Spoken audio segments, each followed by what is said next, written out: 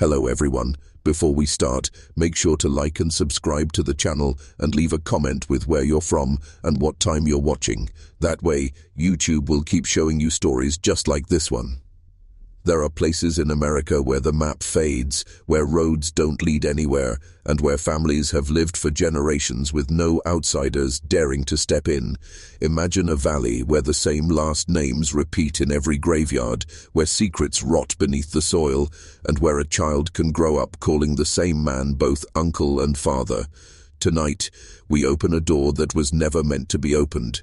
This is the story of a woman who gave birth to her own brother's son, and how her family became one of the most infamous symbols of inbreeding in America. The family lived far from the eyes of the outside world, hidden in the back roads of Appalachia. To the casual passerby, their home seemed ordinary, just another weathered shack, leaning against the earth, its wood grey and split from years of rain and silence. But within those thin walls, the rules of society dissolved. Generations blurred together, brothers became fathers, sisters became mothers, and the bloodline folded back in on itself until no one could remember where it all began. The woman at the center of this story was raised in that suffocating world where choice barely existed, in a place where there was no church, no school, and no strangers passing through. The only men she ever knew were the ones she shared blood with. When she became pregnant, there was no shock in the valley, no outrage, no intervention. The father of her child was her own brother, and in the twisted logic of that hidden family, it was seen not as a crime, but as continuation. The boy who was born that winter was pale, frail, and eerily quiet. Neighbors, few as they were, remembered seeing him in later years, stumbling as though his legs never learned how to carry him. His eyes looked past you, as if he had been born into a world too small to contain him, yet too dark to escape from. To his mother, he was her son. To his uncle, he was also his son. And to history, he became a living reminder of what happens when a family closes itself off from the rest of the world. This is not a tale of rural poverty alone. It is a story of what happens when silence becomes tradition, when shame becomes normal, and when a community turns its head for too long. When outsiders first caught whispers of the family, they dismissed it as rumor, just another cruel story told about the Appalachian poor. But the truth has a way of seeping out through the cracks, no matter how tightly a community tries to keep it sealed. Local doctors began noticing strange patterns when family members would show up for rare visits. Children who could not speak, adults with oddly contorted jaws, and faces marked by generations of genetic repetition. To the medical world, these were warning signs. To the family, they were simply how life had always been. The woman who bore her brother's child carried that burden quietly. In towns like hers, gossip dies quickly, not because no one cares, but because everyone fears becoming the next target. If someone asked too many questions, they found themselves unwelcome, so most people pretended not to see. A neighbor might catch sight of her carrying the boy through the yard, her head bent low, the child's body limp against her shoulder. They knew something was wrong. But in those valleys, silence wasn't just survival, it was tradition. The family's bloodline had been folding in on itself for decades, perhaps even longer. Census records reveal that cousins married cousins, brothers married sisters, and children were born into a world already tangled before they took their first breath. Some researchers later called them the most inbred family in America, yet the most chilling detail is not the title. It's that no one intervened. For generations, this continued in plain sight, tucked away in the corners of a nation that prides itself on progress, freedom, and morality. The boy grew, though not like other children. His speech never formed clearly. He often stared at the ground, his mouth twisting into sounds that barely resembled words. Those who met him would whisper afterward that it felt like looking into a mirror cracked down the middle, familiar and human, but broken in ways that could never be repaired. Historians often say that families like this are not just victims of their own choices, but of neglect from the outside world. They were left alone, forgotten, hidden in valleys where no roads led. And in that isolation, the family became something between legend and nightmare. A name whispered by travelers, a story swapped between generations, until the truth became more haunting than any ghost tale told around a fire. The woman's story cannot be separated from the place she was born into. Appalachia is a land of contradictions, majestic mountains that inspire awe, but valleys that trap entire families in poverty and silence. For generations, outsiders called it Forgotten America, a phrase that carried both pity and disdain. In that forgotten corner, the rules of kinship twisted into something unrecognizable. What we see as unthinkable, they accepted as inevitable. For the woman, childhood was less about discovery and more about confinement. There were no dances, no schoolyard crushes, no chance meetings with strangers passing through. Every face she saw belonged to her bloodline. Her father was her uncle, her cousins were her neighbors, and her brother, the only young man near her age, was the one who would shape her fate. When the child came, there was no ceremony, no celebration, only another life added to the cycle. People often ask, how could this happen in modern America? The answer lies in both geography and shame. These valleys were carved out not just by rivers but by isolation. Roads were treacherous, and outsiders rarely entered unless they had business. Meanwhile, the family learned to guard their secrets carefully. Outsiders were not just strangers, they were threats who might expose them. And so, when the woman's belly grew, the truth remained hidden in plain sight. The boy who came into the world bore more than his share of scars. His body told the story his family tried to hide. His jaw never developed properly, his eyes never seemed to focus, and his voice came out in garbled tones that others struggled to understand. Yet within his home, he was accepted without question. To them, he was simply another child, another branch grafted onto a tree that no longer reached outward. But the silence could not hold forever. A traveling researcher passing through the region, years later, would stumble upon the family. What he found was not just poverty, but a living case study of what happens when generations fold inward. He left disturbed, yet unable to turn away. His writings would later become one of the first public records of the family, exposing them to the wider world. And with that exposure came both fascination and horror.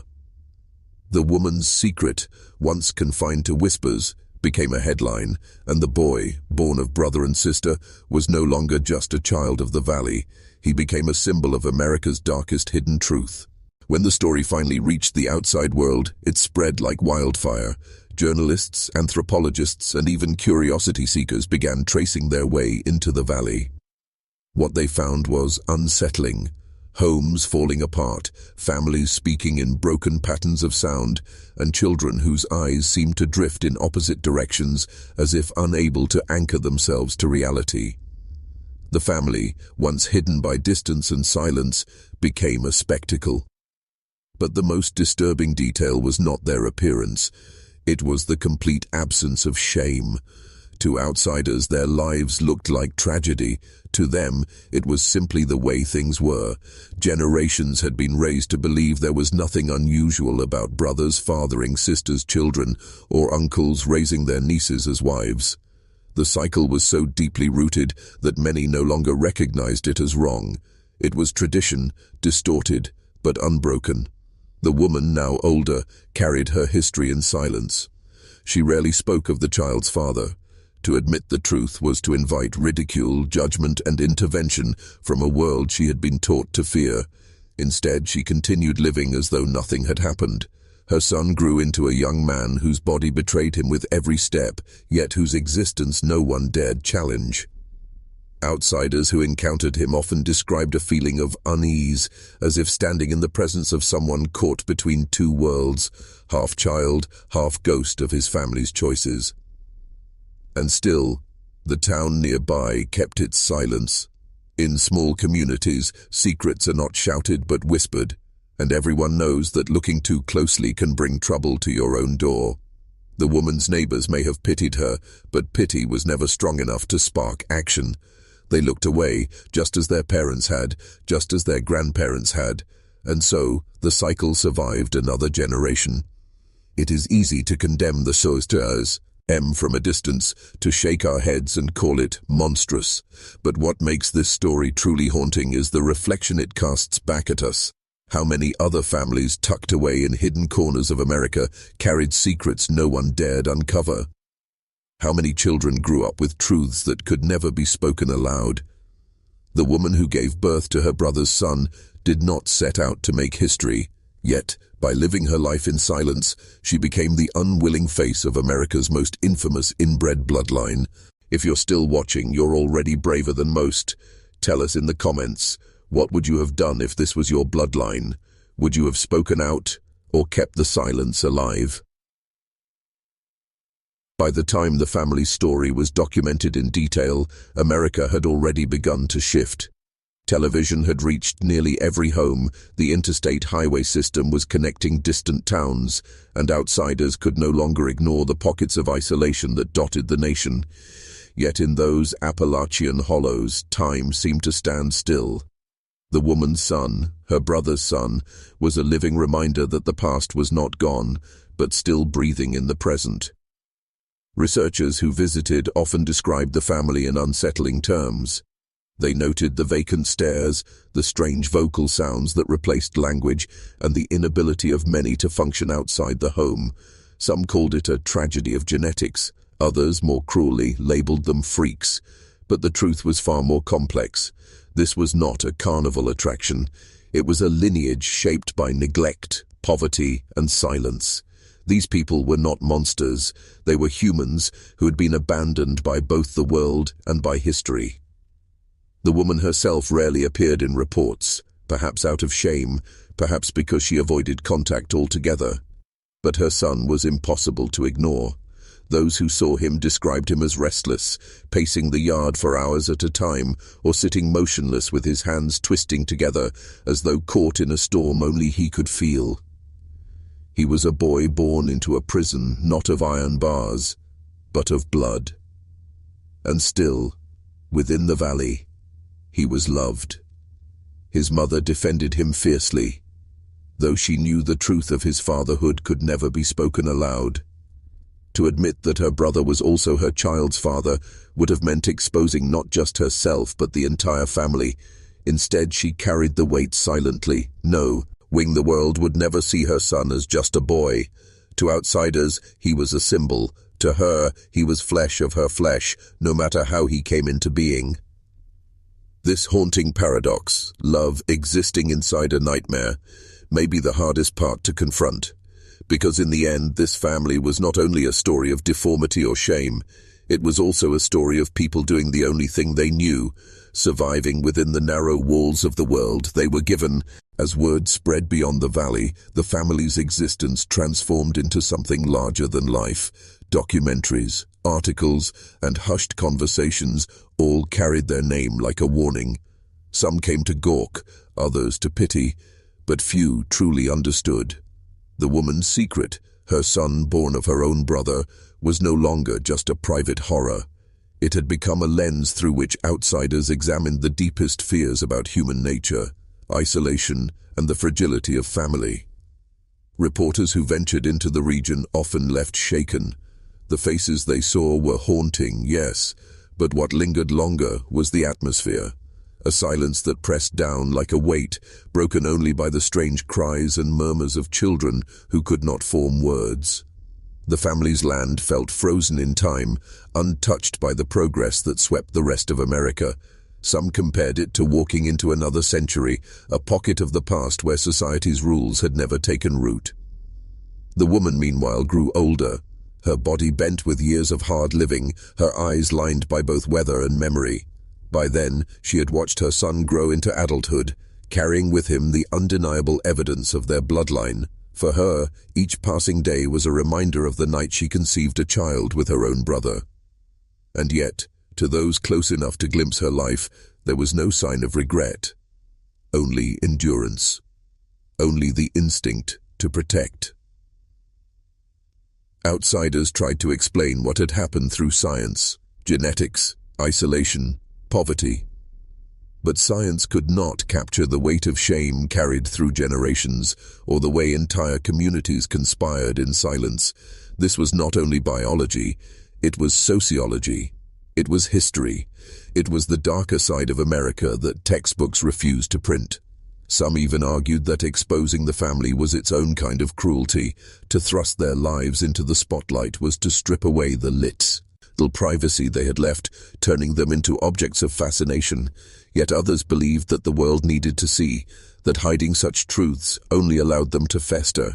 Either way, the family's name became immortalized, not by choice, but by the gaze of those who could not look away. In this way, the woman who gave birth to her brother's son unwittingly became part of American folklore, half human story, half warning tale. Her life was never meant to be remembered by strangers, yet here we are, telling it still. History rarely remembers the poor, the forgotten, the ones who live and die in silence. Yet this family, hidden in the Appalachian hills, was pulled into the light, not because of triumph or achievement, but because of their darkest secret. The woman who gave birth to her brother's son never asked to be remembered, and perhaps she would have preferred her story to be buried with her. But secrets have a way of clawing their way to the surface, especially when they carry the weight of generations. Today, the family is spoken of as legend, almost myth. They are called the most inbred family in America, a phrase that reduces them to curiosity. But behind those words lies a far more chilling truth. They were real.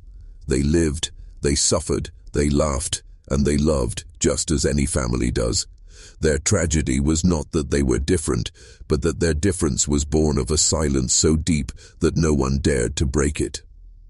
The boy, the son of a brother and sister, grew into a man known more for what he represented than for who he was. To his mother, he was simply her child. To the world, he was proof of what happens when bloodlines collapse inward. His existence became a mirror held up to society, reflecting both our fascination with the grotesque and our failure to intervene before it was too late. The haunting part of this story is not that it happened once in some forgotten hollow. The haunting part is that it could happen again, anywhere silence and shame are allowed to fester. The woman's story is not just about her family. It is about how isolation can warp human bonds, how neglect can turn blood into chains, and how communities can choose to look away until it's too late. As you sit here, listening to this story, remember, not every ghost is born of the dead. Some haunt us while they're still alive, living reminders of the things we'd rather not face. The woman who gave birth to her brother's son will never be found in history books, but her story lingers in whispers, in documentaries, in uneasy conversations. It is a reminder that the darkest truths are often the ones closest to home. And so, the next time you drive past an old, sagging farmhouse on a forgotten back road, ask yourself, what stories lie buried behind its walls, and how many of them were never meant to be told?